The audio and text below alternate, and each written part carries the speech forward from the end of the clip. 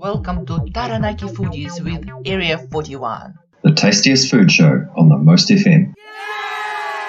This is your choice. Just to mix it up. Well, actually, some people were really critical of it. We froze. Yeah, it was very cold today, but it was nice. I had a nice evening. So we bought a special jacket over there, and that they made quite a bit of a difference. I think if you were up the back, the wind was blowing sound around. If we were by the sound tent, we were just down in front of the How were your ears by the sound channel? Were they quite loud? I was about right. It was just enormously cold. That would be one of the best venues I've been to a concert. If it wasn't so cold, yeah, it was a shame it was cold. But was it March? Yeah, you do not expect so cold. In March now. So is it your favorite band, Ellen? Oh, I'm very I like all sorts of music. Oh, okay. So is there kind of a music style you like or era? Probably stuck in the rut, with like Chris Cornell and always Pink Floyd. Everybody likes Pink Floyd. Oh, I see. And I went to a concert with Ozzy Osbourne and Elton John, and I really enjoyed it. I thought he was just an amazing entertainer. Yeah. Everybody sort of gives them a bad rap. It's funny you mentioned Pink Floyd because I do like Pink Floyd, but it was on at the gym and I came home. It's Shine On You Crazy Diamond, and they played the whole 6 parts. Half's at the start, half's at the end. So I just sectioned it into one song, 19 minutes. Yes, I went to Metallica in the States, and that was live, and that was pretty cool. Yeah, some people travel quite far to see their favorite band. So I just had to be there on the trade show, and they were playing, so we just turned up, and it was, we're lucky we got good seats. Forgive my ignorance, are you Marcel Pancakes also? No. What's the connection here? Okay, tell us guys about the connection. We've got 20 seconds. Yeah. We are now together. Oh, right. All right. Because I was going to with the young guy, and I live in New Zealand. I was going to ask you about Ben, who I know. Ben is my PA all the time. Yeah, he was now because I'm not in the company anymore. Welcome back to Taranaki Foodies with Area 41. It is us, Olina Williams, who work for, and we are so excited to have our amazing guests, Ingrid Vercammen and Coubray, today with us. And remember that we have a recording of the show on Twitter, on YouTube, and on Facebook Live. So if you like to peek behind the scenes, please go on one of the platforms, follow us, give us likes, and listen to our epic guests. We just listened to 4 seasons in one day by Pink Floyd, right? Crowded House. Crowded House! We were talking about that. How lame of me. I'm working at the radio. So this was the choice by Ellen Coubray. Can you tell us what's special about the song for you? Oh, just looking at the weather out here today, it's inspired that. But we aren't actually getting 4 seasons, we're only getting 1 today. Wow. The sun came out for about 10 seconds. Yeah. But from the early days of split ends, my brother-in-law was, his brother was one of the split ends. So there's a connection. So which one's that? Noel Crombie. Oh, so Noel Crombie is your brother-in-law. No, he's the brother of my brother-in-law. Oh, the brother of your brother-in-law. He was the percussionist for Split Ends. And responsible for, if you know Alina, crazy outfits and cover art. I love that. This is my type of musician. Are you a muso? No, not really. I played the guitar badly, and my son took it off me and played it properly. So I know Ingrid for quite a while, but I haven't come across you before. So are you from Taranaki? No, I'm originally Auckland and live in Whitianga. Oh, what's your background? And in engineering background, so I worked with my brother for 36 years in business, and his 2 sons are keen on the business. My kids weren't, so they've carried on. Oh, awesome. I have an aviation passion, which I'm involved with too. Oh, aviation passion. This is really cool because I graduated aviation university, and it's something that gives dreams for a lot of people. People like to fly. Yeah. Can you fly? Yes. Yeah. Oh wow! Tell us about it. What's your favorite kind of aircraft? Well, I fly a helicopter again, so, and they should be illegal. They're so much fun. And also fixed wing service and fixed wing aircraft, and I do training for people in the microlight category. Oh, that's very cool. You may not know, Alina, but I'm actually a plane spotter. So I'm a big fan of Flight Radar 24, which allows you to view any plane anywhere in the world at any time, and it tells you all about the plane, its age, its rego, its where it's going, where it's been, etc., etc. Are you familiar with that stuff? Yeah, it's great, isn't it? Yeah. So sometimes I'll just go on it and just randomly look at some plane and see where it's going and where it's going next day and where it's been the last week, and it's cool. I think you have too much spare time. But my favourite aircraft is the A380 Yeah. Airbus, which I'm fortunate to be on just one time from Auckland to Melbourne. And also I'm a big fan of the Dreamline series. Yeah. Oh, that's so awesome. When I was studying at the university, I managed to have my hands on a magazine which talked about kits that you can build aircraft from. So you buy one from Canada, you need to purchase an engine and things like that, but you can actually build your own aircraft. And I was like, oh my God, I just need to find a land. With kit airplanes, I've built several. Oh, you did? And I'm involved with the program at Woody Angle. It's the school children build airplanes. I want to go to school and go to Whittiang. So they're building their 5th aircraft now, which is called a Vans RV-12, which is out of the United States. My dream one was based on Cessna. So what sort of aircraft do you build? That's called a Vans RV-12, so it's a home-built aircraft. The kit set comes from the United States. So it's a single prop. Single prop, Two two-person, lightweight. Well, it's a light aircraft. So do you fly those aircraft? Yes, I teach people to fly in it too. Oh my God, Ingrid, thank you very much for bringing Ellen. We didn't expect that. This is such an interesting guest. Awesome. So, Ingrid, we are going to talk about Belgian food because your background is from Belgium. And let's face, not a lot of people are familiar about it. So when people say Belgian food, let's make a little quiz. Is it a quiz time? Quiz time are my favorite. So what is the Belgian food that you know? And I'll ask everyone in the room, and maybe some people answer, maybe some people wouldn't. So, Nathan, do you know any Belgian food? Well, I'll say the Belgian waffles, because typically when we come to know an ethnic it's because it becomes so popular that it's actually become common. So Belgian waffles are fairly common. Yes, Belgian waffles. This is the real foodie answer. I don't know whether anyone can beat that. Dylan, do you know any Belgian food? He says no. Okay. No. How about our youngest Oli? Oli is looking something really, really fast. It's called being resourceful. So Ellen, what is Belgian food? Did you learn any? Brussels sprouts. Very good. Yeah.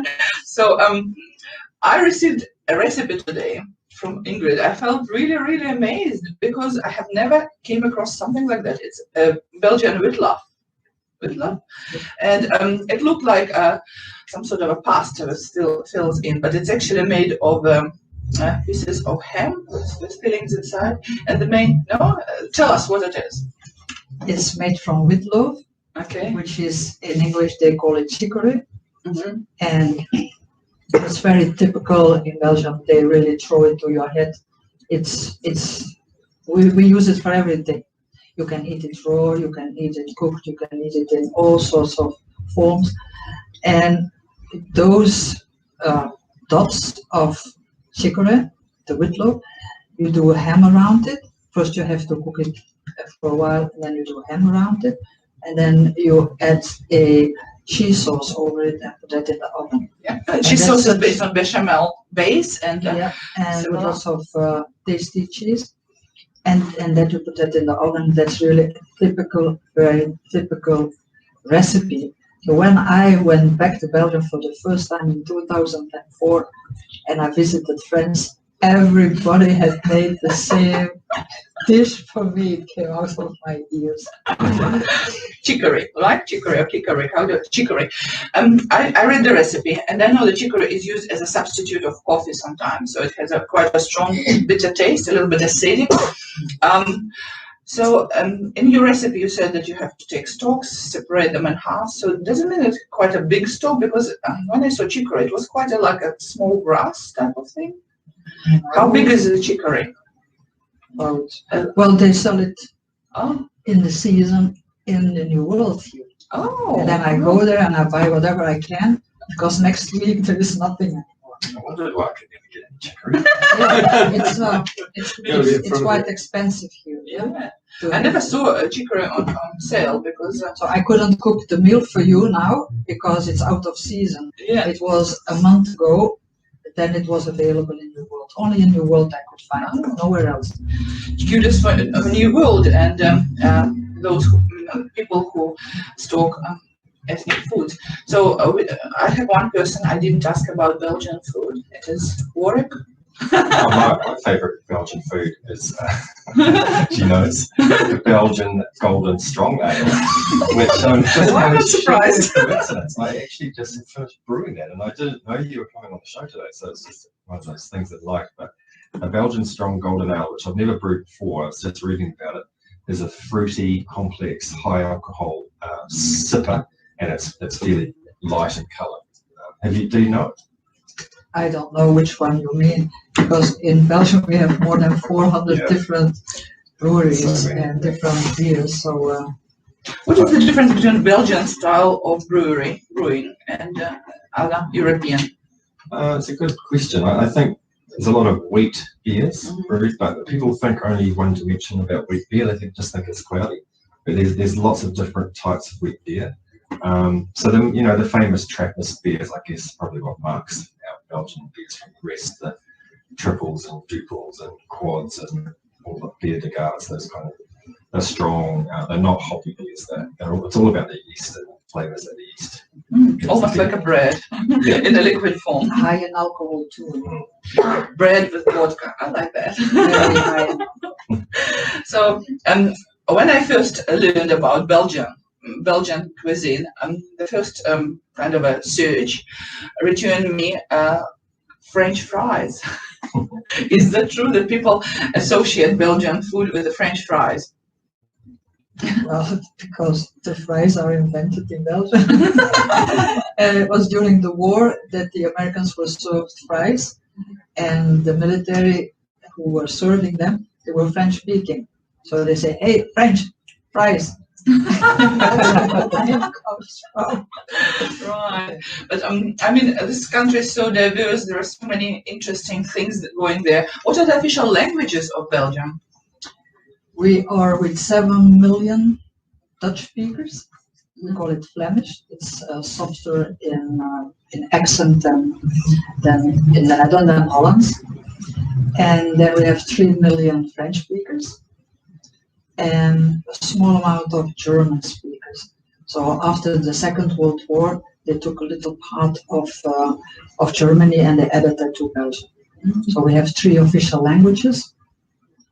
So that everyone speaks 3 languages, and They have to learn those 3 languages in school, and on top of that, English. Yeah.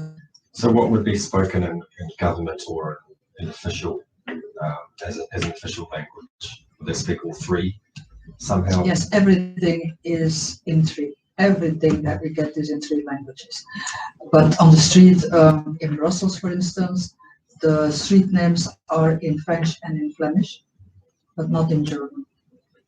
So most of the time, the guiding language is or Flemish or French, but they speak both in the same room. Yeah, the Flemish, they speak the Flemish, the French answer in French. So, but we can speak both. It's really interesting, isn't it? Yeah. It's sort of like you're using 2 languages as one language in a way. Yeah, more or less. Esperanto, 3 languages type of thing. When you talk about Flemish, something comes to my memory straight away. A few months ago, I wanted to own a Flemish rabbit. Everyone knows those are Flemish rabbits who grow up to 50 kilograms, and they say they get attached. They're almost like a big dog or something like that. And I just imagine sitting in front of the TV, petting the rabbit, and he will do like affectionate moves and things like that. My husband said to me, why do you need a rabbit? You have me, you can pet me and all this. So I suppose I need to buy him like a onesie with the little ears. So Flemish is a very interesting culture. It has its own costume, it has its own dialect, it has its own music, art, and things like that. So how would you describe it to someone who never came across it? Yeah, Flanders is very, very old area, but we were overrun all the time by different people. We always belonged to somebody else. So that means that we learned to do compromises. And when you talk about the Flemish rabbit, indeed, that's a very huge rabbit, because we eat lots of rabbits. But are they edible? Yeah, they just, that's why they do them, for the meat. Yeah. I had a couple of Flemish rabbits the first 7 years that I was in New Zealand, and and then I prepared Flemish rabbit. I have heaps of recipes how to prepare rabbits. After a while, I couldn't see a rabbit anymore when we lived in Urinui. My husband used to shoot quite a bit of rabbits, and every week I had to prepare them, and after a while I was fed up with them. But if you want a rabbit recipe, all I right. have heaps. Yes, we have several Russian rabbit recipes. One is in a sour cream, and some of them made in a clay pot. And a lot of people in New Zealand probably will frown upon it, because here rabbits are either pests or pests, which is really, really strange at the same time. So how did you kind of lift the Flemish rabbits? They're 50 kilograms in your time, and they're probably heavier than you. When they are little, then you can have them in the house. But at a certain moment, they don't want you to touch them anymore. They bite. They don't want to be touched. So you cannot have them on your lap. And no, I would stick to my husband. I think he's much more pettable. Is it time to talk about famous Belgians? Yes, I think we'll talk to an expert, which is boring. No, definitely not. I had to Google it. In fact, it's a common pub quiz question is name a famous Belgian, and most people can't. But here are some famous Belgians that I looked up on the internet. The first one is Peter Paul Rubens, the artist. Many people will have heard of him. Then Adolphe Sax. Do you know what he did? Yes, my husband plays clarinet and bass clarinet, so the saxophone. He made the saxophone. He invented saxophone. Now I was going to ask you, he was from Dinant, which is in the Walloon area. That's in the French-speaking part, yeah. In the south, right? And Paris has a wonderful shop devoted to the whole sax family, and there are some wonderful displays on instruments who were played with famous people, and we attended it. It was pretty amazing. Anyone who's my age, or slightly older or younger, will have heard of Jean-Claude Van Damme, who was an action star from the 80s. Who would forget his famous split in the air? It was amazing. Audrey Hepburn was born in Brussels. I didn't know that either. Moving right along. Now here's the name that most commonly appears when you ask this question, and that's Kim Clijsters, the tennis star. I don't know when she was big, maybe 15 years ago or so. She was her era. She was ranked number 1 in the world in both singles and doubles. Moving right along, we have, being a recovering geography teacher, my favourite Belgian is Gerardus Mercator, that's how we pronounce it anyway, who devised the Mercator projection, which is the most common world map that you see. Oh, wow. Because obviously it's very hard to put a globe-shaped object onto a flat piece of paper. Too deep, yeah. Distortion. But he somehow managed to do that, so that's the Mercator projection. Inventor. And last but not least, famous Belgians in fashion, Liz Claiborne. I don't know, I've heard it wrong without clue. Well, we have lots of very famous fashion designers. So that's just a few famous Belgians right there. Also, Belgium is famous for its diamonds. How come? Because they don't have mines. Antwerp is the hub for diamond trades. Is it because there was no wars there for a long time, or is it because why did it happen in this particular part of the world? Were there lots of blue?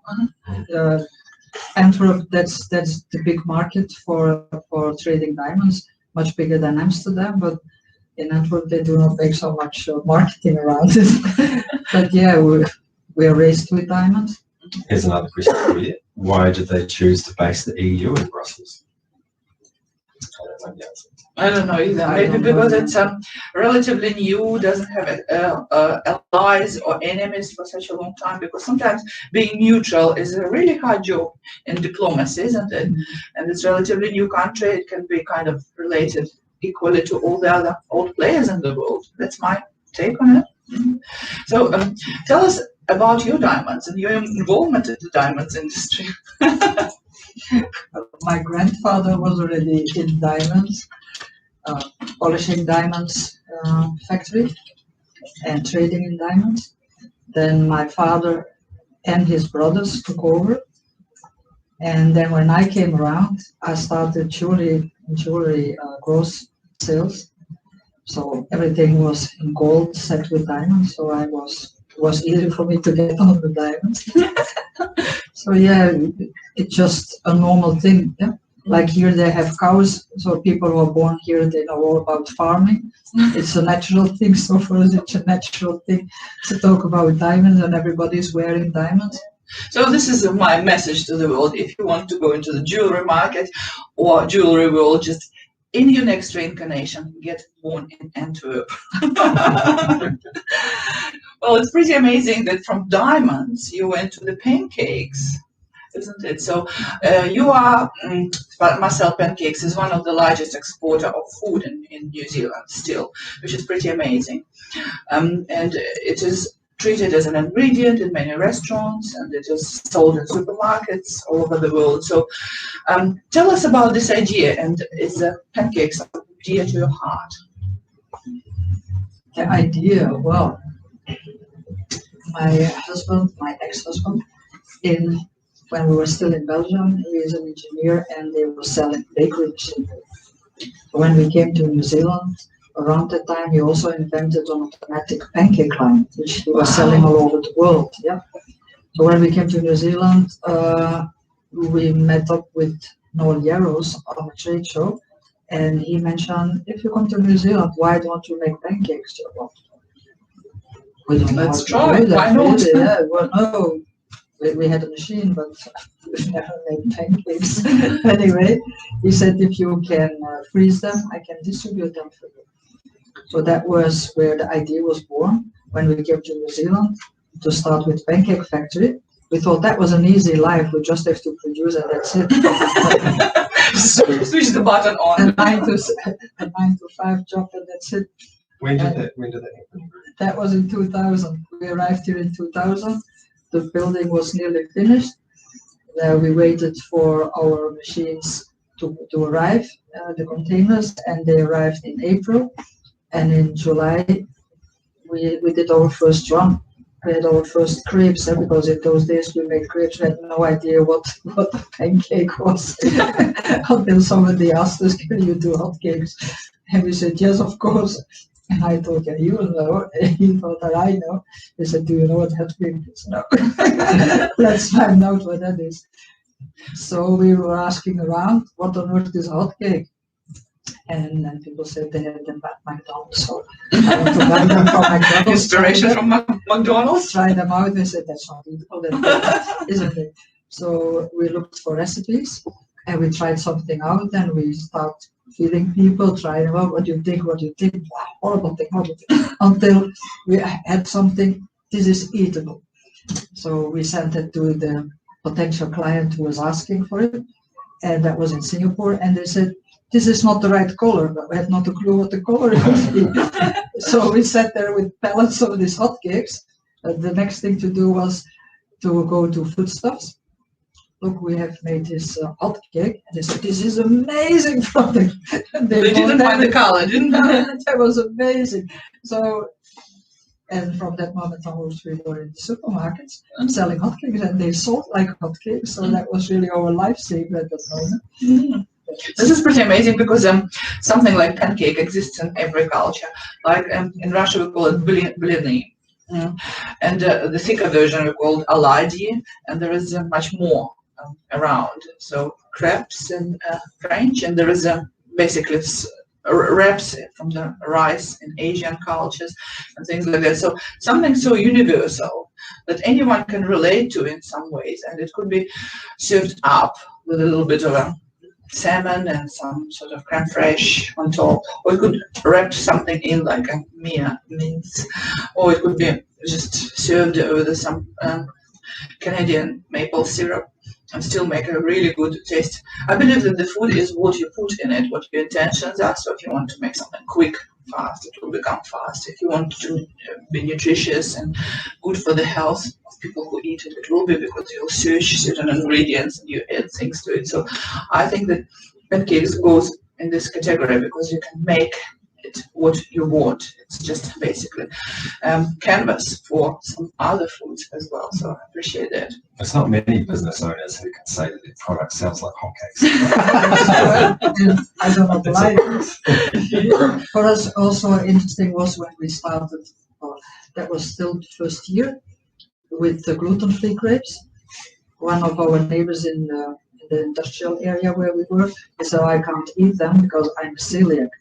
So I don't know if this is celiac. So she explained. I said, "Well, let's try that out." And we still sell the same recipe, exactly the same as when we started with 20 years ago. It's located somewhere in Belgian, is it right? Yes, we're in Belgian, in Coubray Road. Cool. How many people do you flow now? A lot. That will be 40, 42, something. Oh, it's much smaller than I thought. I thought you had some hundreds. And is it hard for you to find skilled staff at the moment? Well, we have to train them, but everything is very automated. Nobody touches the product. Has it been automated to the extent that it is pretty much right from the start, or have things changed? It's pretty much from the start. So from the moment that the batter is made, it goes through the ceiling, is splodged on the hot plate, or it is sucked out of the barrel, depending what type of product we make. It goes on a hot plate, then it's cooked at one side, it's picked up by a belt, the belt turns around, and then the other side is cooked on the next hot plate. It's a turning around hot plate, and then it goes again on a belt through the wall, and then it ends up in a cooling tunnel, and so that it goes down to 4 degrees to take out most of the moisture. Then it goes again through a wall into a spiral freezer where it is snap frozen. It stays there at -30 for something like 15 minutes to 20 minutes, depending on the product we make. And then they come out as split wheats. Yeah? So it's automatic that they are lined up, and then they are packed automatically as well. So just mainly admin staff and people who maintain the equipment. So there are staff there when the packs come out, again through wall. So then there are people to take the packs, put them in a cardboard box, and then the cardboard box goes in the storage freezer. But yes, we have people for food safety. We have to let each hotcake or pancake or crepe, whatever, or blini goes through a metal detector as well. So there are all the time people to keep an eye on things. And why metal detector? Is there the metal detector piece of equipment? Standard in That's standard, production, I think, isn't it? Yeah, you have to. If it's come off a line, because there's lots of metal, you don't want metal in it. You don't know when something goes in. I think it's a perfect time to listen to our second song, which means Nacht. Nacht. Nacht. Well, Can you pronounce? Let Ingrid pronounce the Nacht, that means night. Night, but I mean, who is the author of the song? This is a song by Gust Mewis, and it's about a person who has the most amazing night of his life, better than you see in movies, he said, because he bumped into a woman and took them home, and that was the most amazing night. That's why he's so happy when he sings it. I love that. Believe it or not, you've already been speaking for 35 minutes, and do you mind to stay a bit longer because we have some time? Yeah. I was talking to Ingrid. We're already so immersed in the show. It's so many interesting points. So, wrong version. No, that's the wrong Because there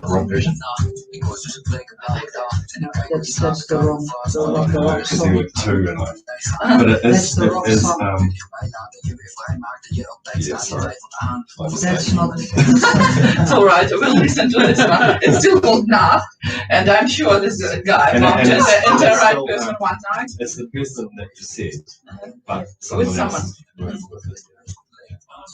Gus Puss?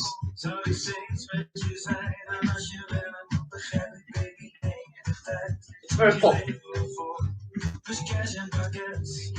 And the first was like a rap.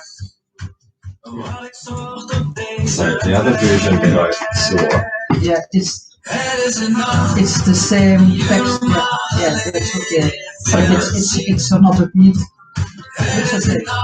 Now he talks about this night. Do you listen to a lot of Belgian music at home, or do you just get used to Well, them? I have the video. Oh, They yeah. can't work with the vessels. Awesome. That's really good because I listen to Ukrainian radio quite often, and I think it helps us to connect.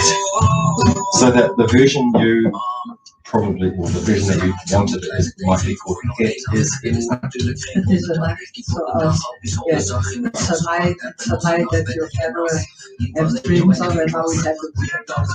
But now it's going rapid.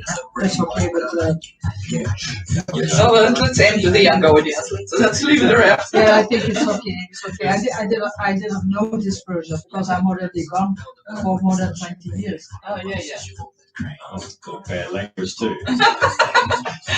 Congratulations to those who can understand that. This is quite a cool music. I like it. I mean, sometimes people bring their own music, and very often it's a discovery. And sometimes I add this music to my playlist. We have our own Taranaki Foodies playlist. I think I got your Pastoral. Yes, I think I got that's a that very classic one. list. Read that list and Marcel. So that's about the sun. Yeah. Sun and the moon. Yeah, but there are some composers who has a background. They're not Belgian because Belgium was a country then, but in 17th century they were born on the same territory as Belgium now. Yeah, So Elizabeth List and Ramses Shaffi, they are very big stars in Belgium and the Netherlands. They are from the Netherlands. welcome back to Taranaki Foodies with Area 41. It is us, Alina Williams, Warwick Foy, and we have epic guests in the studio today. Ingrid Vercammen and Ellen Coubray today. They are talking about music, flying airplanes, diamonds, and who knows what we're going to talk about now. Well, we haven't even mentioned chocolate, have we? That's one of the most famous words associated with Belgium. This is crime of us, criminal of us, I think. Yeah. Yeah. Ingrid, tell us about Belgian chocolate. Belgian chocolates, well, they're all over the place. You can buy them outside through the windows. And the most famous outlets are actually Leonidas, who is a Greek. And started with chocolates in Belgium. The Leonidas chocolates, they are very well known. The most famous and the best chocolate is Callebaut.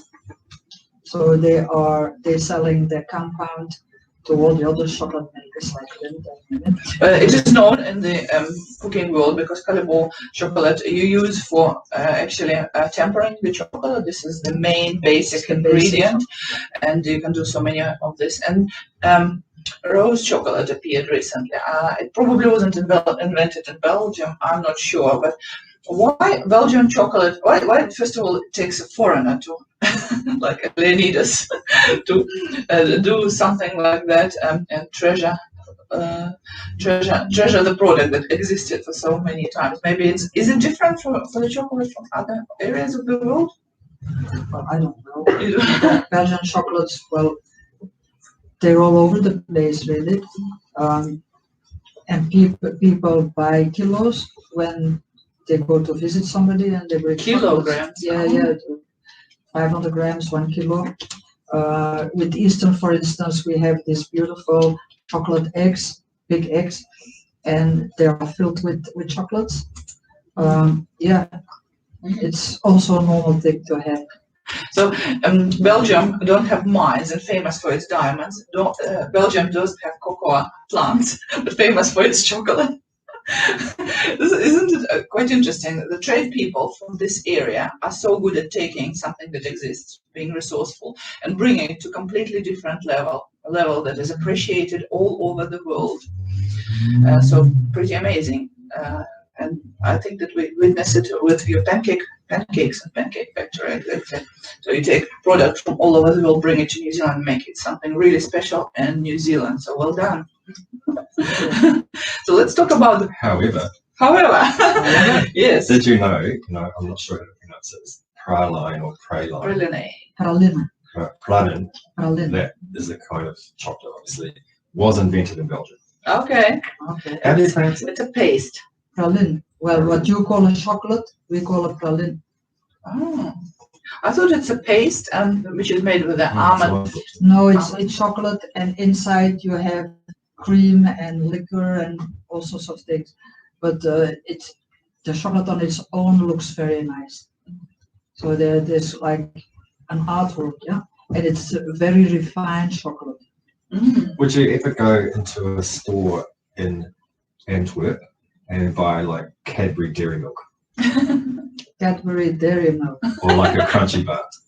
I don't think you can find it. It's like, what is that? So every kind of chocolate is what you've described, which is the artwork and the little. No, we have chocolate bars too, huh? Oh, just milk chocolate. Milk chocolate, fondant, everything. Like Godiva, that's from Belgium. Then Gilliam is from Belgium. Oh yeah.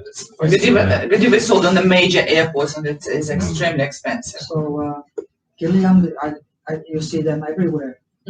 Ferrero, is that Ferrero French? Rocher, that's Italian. Swiss, Italian. And Lindt is Swiss. And then you just eat like chocolate on bread. Yes, because we have, that's something we eat actually not pure chocolate like they do it here. So we have this special chocolate schnitten, very thin.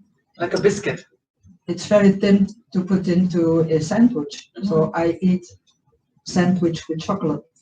And Take away your children from our radio, because we are promoting chocolate on the sandwich. Nobody has ever seen it here, that's strange. So I ordered them in from Belgium, and then they sent me a big box so that I can have my feet. In Belgium. And also chocolate sprinkles from fondant and milk chocolate. What about coffee? Is it sort of Italian style espresso? Is that the Coffee is very horrible, the most horrible. Is it really? Don't go there for a coffee. you throw up. No, since I came to New Zealand, and I thought, my God, the coffee is amazing here. And I went back for the first time in 2004, and I said, I'm gonna order here a cappuccino.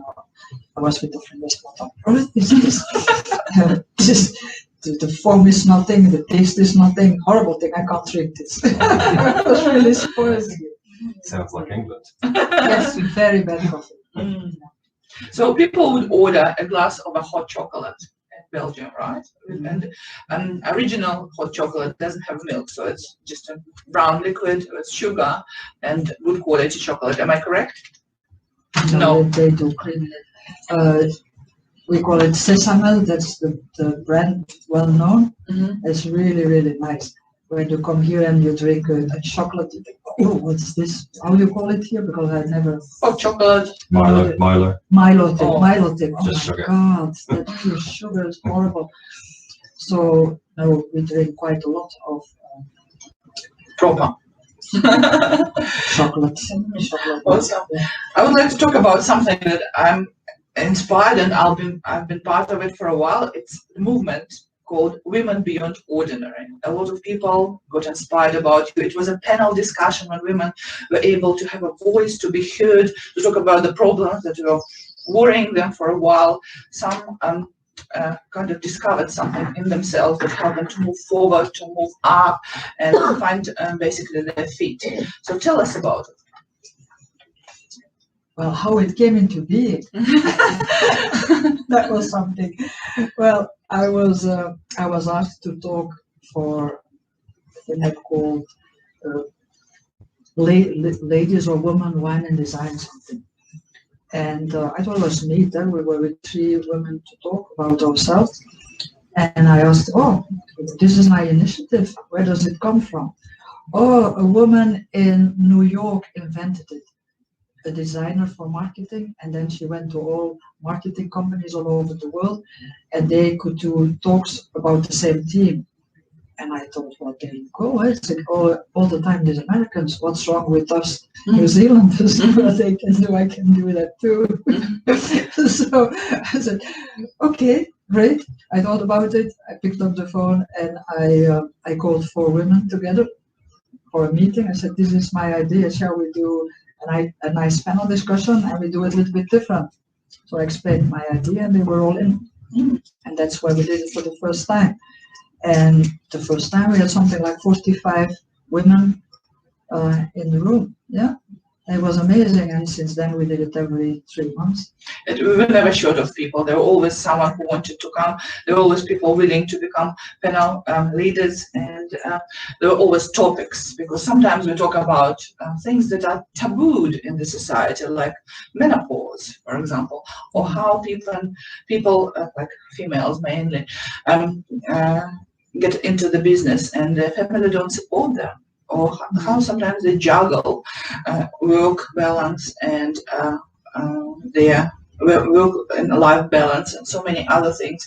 And sometimes people feel like, oh my God, I can relate to that.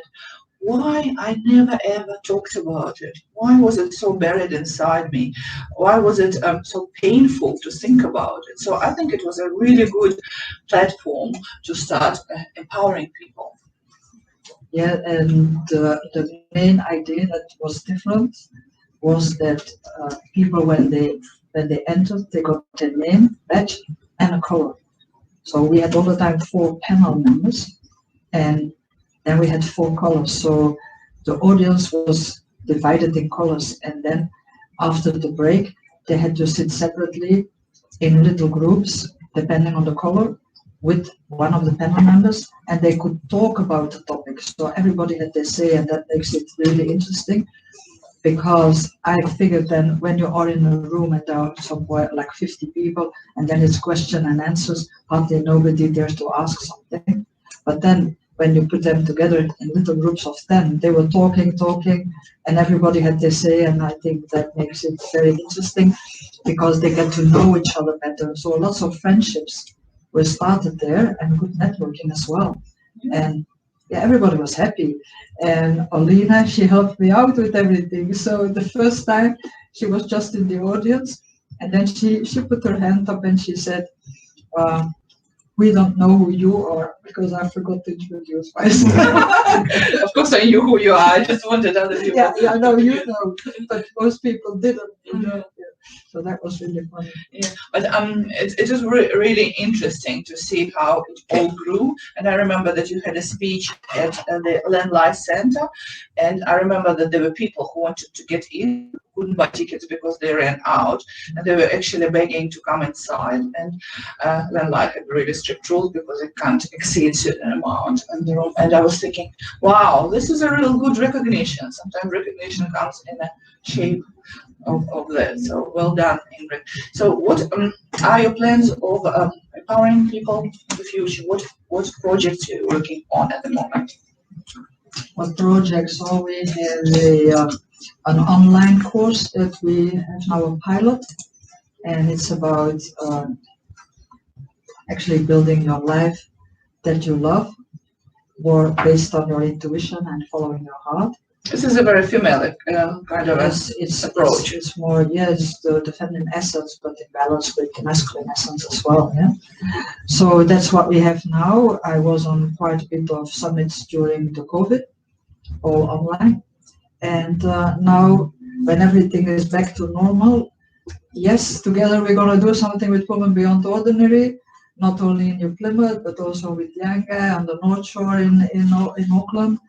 So it all will take shape, and probably also a couple of public speaking events as well. Also, So it's going to be great.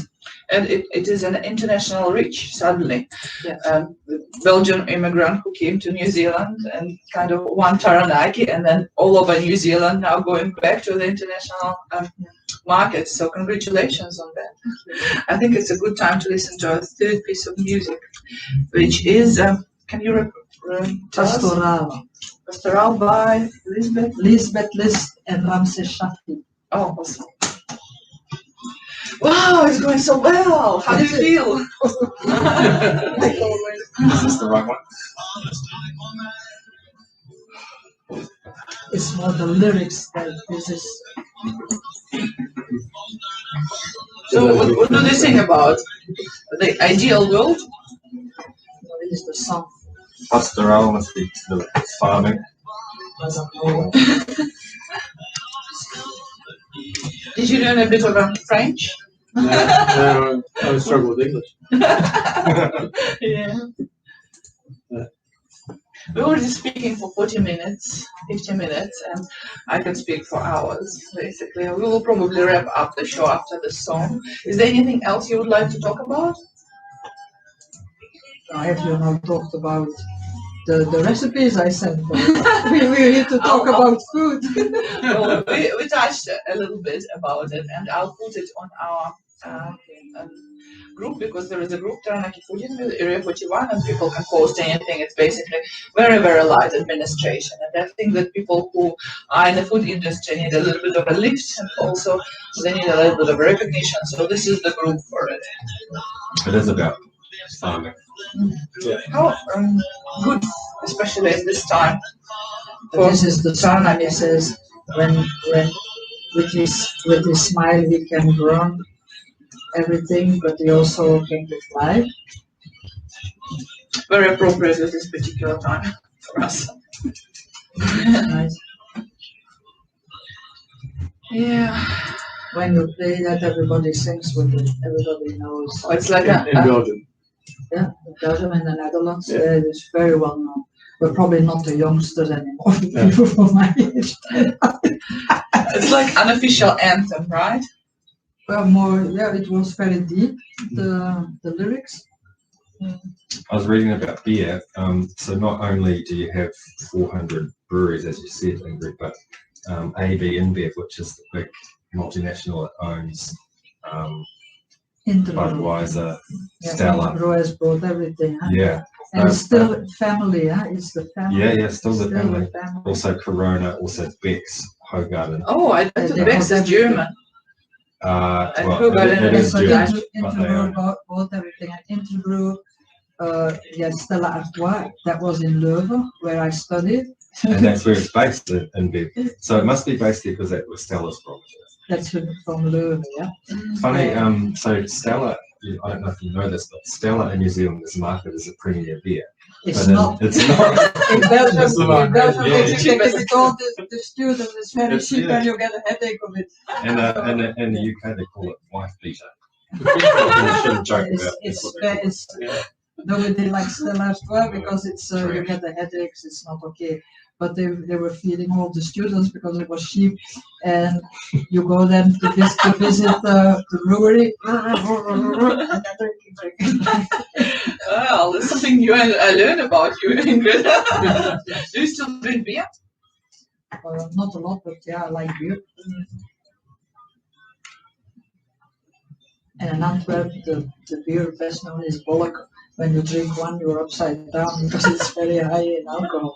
But you can't buy it anywhere else. It's just straight from the tap. Oh, that's cool. And it comes straight from the brewery in the taps on the different cafes. Oh, wow, this is so cool. Yeah. Well, got me kind of feeling like I need to go to Belgium after COVID, of course. Welcome back to Taranaki Foodies with Area 41. It is us, Alina Williams, and Warwick Foy on the Most FM. We're talking about Belgian cuisine with wonderful Ingrid Vercammen and Ellen Coubray. And we touched so many different subjects: chocolate, flying airplanes, music, diamonds, French fries, which I actually invented in Belgium. And it is time to wrap up our show. So it's a message from our sponsor Area 41. They have an amazing new menu. They have added something to their dessert list and also to their main list. And in a couple of weeks, they're going to change all their wines. So no more Italian wines. They're going to change it into the French wines. They do it every 6 months. So come check their menu. Please support them because they support us on the most of them. Thank you very much, our guests. Thank you very much for our crew. And it is a wonderful time for Warwick to present his little song that he prepared. What it is? It's banana pancakes. Jack Johnson. Yay! Thank you. Bye-bye, everyone. Bye-bye. Bye. Bye-bye. This is the longest show we ever had. You guys are so interesting. Thank you so much. This was amazing. Yeah. Oh, yeah. How was it for you, Ellen? Yeah, good. Yeah. You see, I did make you to sing. Yeah, that's You good. owe me. You have to give me some of that strong Belgian beer to get it started.